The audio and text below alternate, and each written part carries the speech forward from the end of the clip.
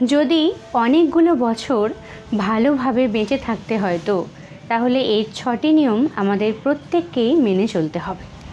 যদি অনেকগুলো বছর ভালোভাবে বেঁচে থাকতে হয় তো তাহলে এই 6টি নিয়ম আমাদের প্রত্যেককেই মেনে চলতে হবে।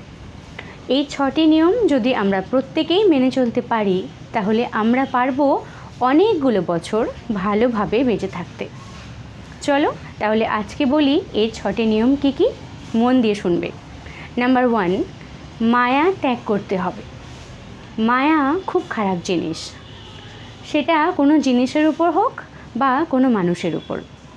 মায়া আমাদের জীবনকে অনেক কষ্ট দেয়, আমাদের জীবনটাকে একটু একটু করে শেষ করে দেয়। তাই মায়া ত্যাগ করতেই হবে। হলো তো? নাম্বার 2, আমাদের হেলথের উপর খেয়াল রাখতে হবে। দেখো, আমরা প্রত্যেকটি মানুষ কিন্তু চাই আমাদের হেলথ অনেক ভালো থাকবে, সুস্থ থাকবে, আমরা অনেকগুলো বছর ভালোভাবে বেঁচে থাকবো। কিন্তু আমাদের হেলথটা যাতে করে ভালো থাকে সেই চেষ্টা কিন্তু আমরা করি না, কিন্তু আমরা মনে মনে খুব চাই আমাদের শরীরটা ভালো থাকুক। তাই হেলথ ভালো রাখার জন্য যা কিছু করণীয় সেগুলো করতে হবে। যেমন তৈলাক্ত পরিমাণ খাবার কম খেতে হবে, জাঙ্ক ফুড, ফাস্ট ফুড এগুলোকে সম্পূর্ণ বাদ দিলেই ভালো হয়। আমরা কিন্তু খুব লোভনীয় খাবার খেতে পছন্দ করি, যেমন জাঙ্ক ফুড, ফাস্ট ফুড, তৈলাক্ত খাবার। এই খাবারগুলো যদি তালিকায় না থাকে, খাদ্য তালিকার মধ্যে না রাখা যায় তাহলে খুব ভালোই হয়। প্রচুর পরিমাণ মিষ্টি আমরা কিন্তু খুব পছন্দ করি, কিন্তু এই মিষ্টি আমাদের হেলথের জন্য একেবারেই ভালো না। তাই এই টাইপের খাবার যদি খাদ্য তালিকায় খুব কম রাখা যায় তাহলে কিন্তু খুব ভালো হয়, আমাদের হেলথটা ভালো থাকবে। আর আমরা এইগুলোই পারি না, আর এগুলো পারি না বলেই আমাদের শরীরে কিন্তু নানান প্রকার রোগ সৃষ্টি হয়। তাই এই ধরনের খাবার যদি আমরা ছাড়তে পারি তাহলে আমাদের হেলথটা অনেকগুলো বছর ভালো থাকবে, আমরা ভালো রাখতে পারবো, সুস্থ সবলভাবে বেঁচে থাকতে পারবো। নাম্বার 3, দেখো, নিজের জন্য সঞ্চয় করতে হবে। এবার বলি, বয়সকালে আমাদেরকে দেখবে না দেখবে এত কিছু আশা রেখে তো লাভ নেই। তাই যাই হয়ে যাক, নিজের জন্য সঞ্চয় করাটা খুব দরকার।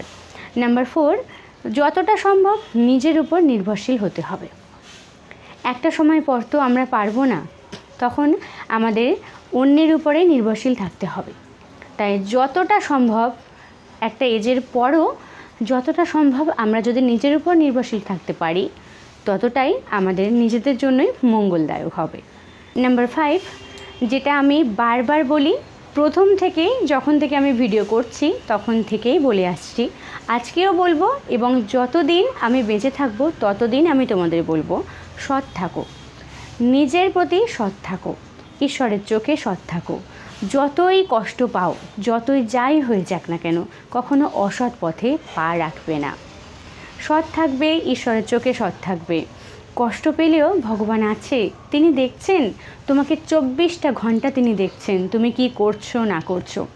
তাই নিজের প্রতি সৎ থাকলে কি হয়, যতই বাধা আসুক ঈশ্বর ঠিকই তোমার বাধাগুলোকে সহজ করে দেবে, তুমি সফল হতে পারবে এবং তোমার সফলতার পথটা অনেকটা সহজ হয়ে যাবে।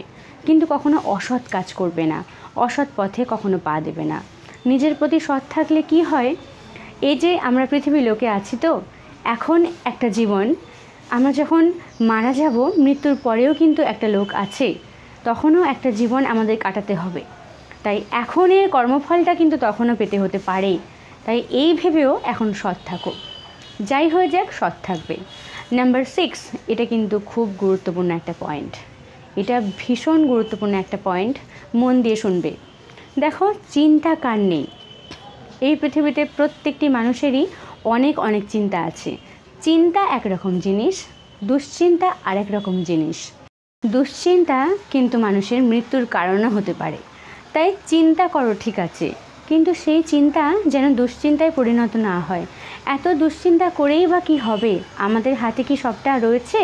আমাদের হাতে সবটা নেই। যা কিছু করছো ভালো পথে থাকো, ভালো কাজ করো, বাকিটা ঈশ্বর দেখে নেবেন, বুঝে নেবেন। কারণ দুশ্চিন্তা করতে থাকলে ওই দুশ্চিন্তায় তোমার শরীরের উপর এফেক্ট পড়বে, তোমার শরীর খারাপ হবে এবং শরীরের উপর বড় বড় রোগ সৃষ্টি হতে পারে। তাই এই 6টি কারণ যদি আমরা প্রত্যেকেই মেনে চলতে পারি আমি মনে করি আমরা অনেকগুলো বছর ভালোভাবে বেঁচে থাকতে পারবো। কি তাই তো?